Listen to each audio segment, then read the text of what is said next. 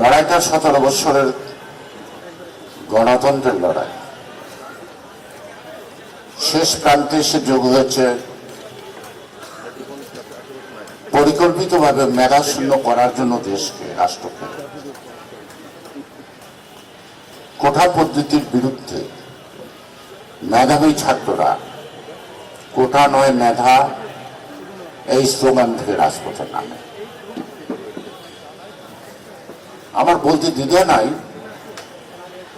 যে যারা রাজপথে সেদিন নামছে তাদের মধ্যে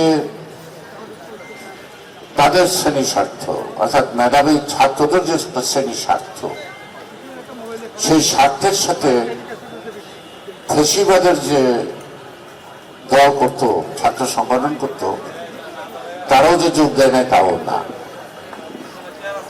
হয়তোবা পরবর্তী পর্যায়ে তারা খ্রিস্টান দিতে পারে দলের সিদ্ধান্ত, প্রাথমিক পর্যায়ে। ভীষণ এসি নিয়ে এলো মানি ব্যাক গ্যারান্টি অফার। 1 মাস ব্যবহার করে সন্তুষ্ট না হলে সম্পূর্ণ টাকা ফেরত। ছাত্রদের সকলের স্বার্থকে বিবেচনা করে সেই সময় তারা নামছে। তাদের নেতারা না নামতে পারে, তাদের অনুসারীরাও ছিল।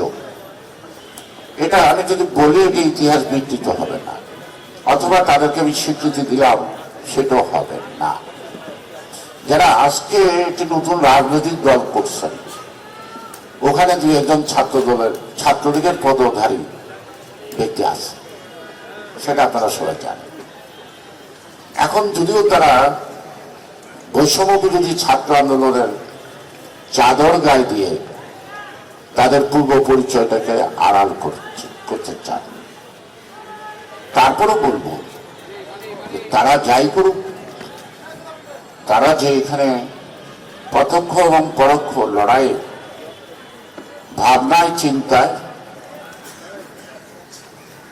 এবং আকাঙ্ক্ষা, এবং যারা সামনের সারি, তাদেরকে আমরা একভাবেই সম্মান করি।